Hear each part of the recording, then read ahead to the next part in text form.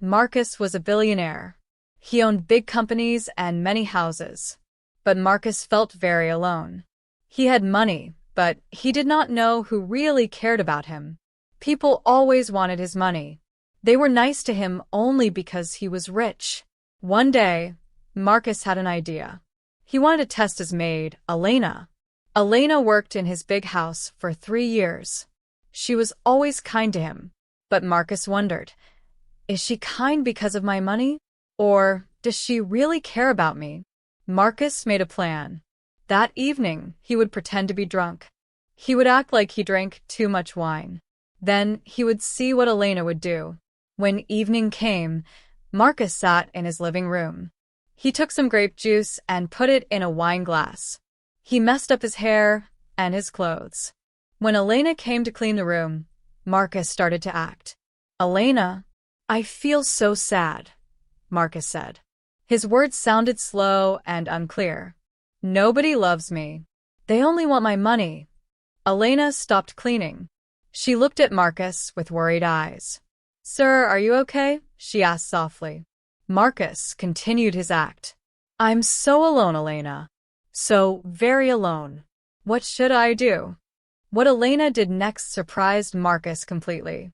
She did not walk away. She did not call security. Instead, Elena sat down next to Marcus. She spoke to him like he was her friend, not her boss. "Sir, you are not alone," Elena said gently. "You have a good heart. I see how you help people. You gave money to the children's hospital. You helped my neighbor when she was sick. Money does not make a person good or bad. Your actions make you good." Elena brought Marcus a glass of water. She brought him a warm blanket. She stayed with him for 2 hours. She talked to him about life, about hope, about friendship. She shared stories about her family and her dreams. Marcus felt something he had not felt in years. He felt cared for, not because of his money, but because Elena saw him as a person. When Elena finally said goodnight, Marcus sat alone in his room. He felt shaken. Elena's kindness was real. The next morning, Marcus could not stop thinking about Elena. Her words stayed in his mind. "Your actions make you good." Marcus realized he had been living his life wrong. He had been hiding behind his money. He had been testing people instead of trusting them. Marcus decided to change. He went to Elena that morning. "Elena, I need to tell you something," Marcus said. "Last night, I was not really drunk. I was testing you. I wanted to see if you really cared about me." Elena looked surprised, but she did not look angry. "Sir, why did you test me?" she asked. "Because I was scared," Marcus said honestly. "I was scared that everyone only likes me for my money. But you showed me real kindness. You cared about me as a person. I am sorry I lied to you." Elena smiled. "Sir, you don't need to test people's hearts. Good people will show you their kindness naturally. Bad people will show you their greed naturally too." Marcus nodded. "You are right, Elena. Will you help me become a better person?" "You are already a good person, sir," Elena said. "You just need to let people see your real heart." From that day, Marcus began to change his life. He started to be more open with people. He stopped hiding behind his wealth. He began to show his real personality, kind, funny, and caring. Marcus decided to make big changes in his life. First, he changed how he treated his workers. Before, Marcus was distant from his employees. Now he visited his offices. He learned their names. He asked about their families. He listened to their ideas. His workers were surprised at first. They were not used to seeing their boss as a normal person. But slowly, they began to trust Marcus. They shared their thoughts with him. They helped him make his companies better. Marcus also changed his personal life. He started to go out more. He visited local restaurants instead of only expensive places. He went to parks. He talked to regular people. He learned about their lives and problems. Before we start, we'd love for you to watch the story carefully and, at the end, rate it from 1 to 10 in the comments. Your opinion helps us understand what kind of stories you enjoy and guides us to create even better content for you. One day, Marcus met Sarah at a small cafe. Sarah was a teacher. She did not know Marcus was famous. They talked for hours about books, about children, about making the world better. Marcus felt happy. Sarah liked him for who he was, not for his money. Marcus and Sarah became friends. They met every week at the cafe. Marcus did not tell Sarah about his wealth. He wanted their friendship to be real. They walked in parks, visited museums, and talked about life. For the first time in years, Marcus felt truly happy. But Marcus knew he had to tell Sarah the truth. After 2 months of friendship, Marcus was scared. What if Sarah stopped being his friend when she learned he was rich? One evening, Marcus invited Sarah to his house for dinner. He planned to cook for her himself. But when Sarah arrived, she saw the huge house, the expensive cars, the beautiful garden. She realized Marcus was very wealthy. "Marcus, why didn't you tell me you were rich?" Sarah asked. She looked confused and a little hurt. "I was scared," Marcus said honestly. "Every time people learn about my money, they change. They start to want things from me. They stop being real friends.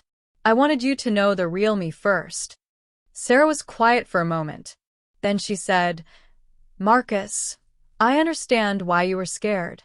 But friends should be honest with each other. Your money doesn't change who you are inside. You are still the same kind person I met at the cafe."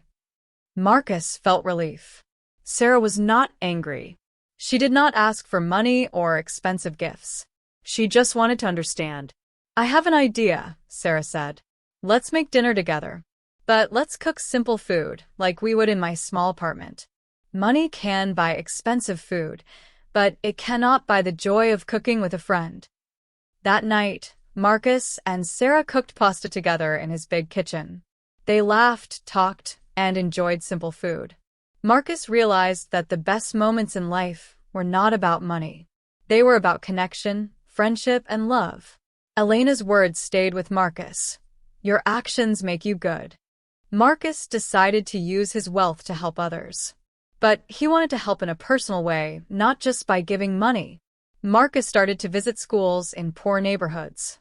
He brought books and computers, but more importantly, he brought his time. He read stories to children. He listened to their dreams. He encouraged them to study hard. One little girl named Maria reminded Marcus of himself when he was young. Maria was very smart, but her family was poor. She wanted to become a doctor, but she did not have money for university. "Maria," Marcus said, "if you study hard and get good grades, I will help you go to university. But you must promise me something. When you become a doctor, you must help other poor children achieve their dreams too." Maria's eyes filled with tears of joy. "I promise, Mr. Marcus. I will study hard, and I will help others like you help me." Marcus also started a program at his companies. He hired people from poor families and gave them training. He helped them learn new skills and build better lives. Elena helped him organize this program. She became his assistant and his trusted friend. "Elena, thank you for showing me how to be a better person," Marcus said one day. "Sir, you already had goodness inside you," Elena replied. "You just needed to let it shine."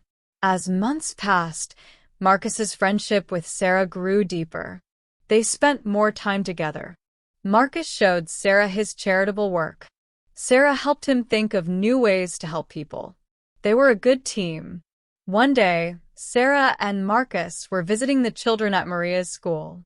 They watched Maria reading to younger children. She was teaching them about science and encouraging them to dream big. "Look at Maria," Sarah said to Marcus. "You changed her life, and now she is changing other lives. This is how goodness spreads in the world." Marcus looked at Sarah. Her eyes were shining with happiness as she watched the children. In that moment, Marcus realized he loved Sarah. Not just as a friend, but as someone he wanted to share his whole life with. "Sarah, Marcus said quietly. I need to tell you something important. Sarah looked at him. What is it, Marcus? I love you, Marcus said. You make me want to be the best person I can be. You see goodness in everything. You make me feel like the luckiest person in the world, and it has nothing to do with money. Sarah smiled. I love you too, Marcus. You have a beautiful heart. You use your wealth to help others. You treat everyone with respect. You're not just rich in money. You are rich in kindness. Marcus and Sarah decided to get married, but they wanted a simple wedding, not an expensive one. They got married in the same cafe where they first met. Elena helped organize everything. Maria and the other children from the school came to celebrate. The wedding was small but full of love. Marcus's employees came, the families he had helped came, and Sarah's students came. Everyone was happy to see Marcus and Sarah together. This is the happiest day of my life, Marcus said to Sarah during their first dance. And it's not because of anything money can buy. It's because I found real love. After their wedding, Marcus and Sarah worked together to help more people. Sarah left her teaching job to work full-time with Marcus on his charitable programs. They opened schools in poor areas. They built hospitals. They created job training programs. But the most important thing they did was treat everyone with respect and kindness. Marcus learned that being rich in money was not important. Being rich in love, friendship, and good actions was what mattered. 5 years later, Marcus and Sarah had 2 children. Their house was full of laughter and love. Elena still worked for them, but now she was like family. She helped take care of the children and continued to help with the charitable work. One day, Marcus was playing with his children in the garden when he saw Elena watching them with a smile. Elena, do you remember that night when I pretended to be drunk? Marcus asked. Yes, sir. That was the night you started your real journey, Elena said. You were right about everything, Marcus said. You told me that good people show their kindness naturally.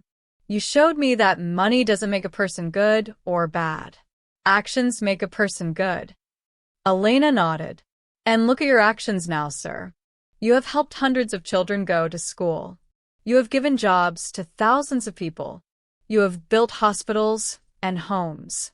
But most importantly, you have learned to love and be loved. Marcus looked at his children playing, at Sarah reading in the garden, at Elena smiling with pride. He thought about Maria, who was now in medical school and still helping younger children. He thought about all the families his programs had helped. You know what, Elena? Marcus said. I thought I was testing you that night. But really, you were teaching me the most important lesson of my life. You taught me that the richest person is not the one with the most money. The richest person is the one with the most love, the most friends, and the most good actions. Yes, sir, Elena said.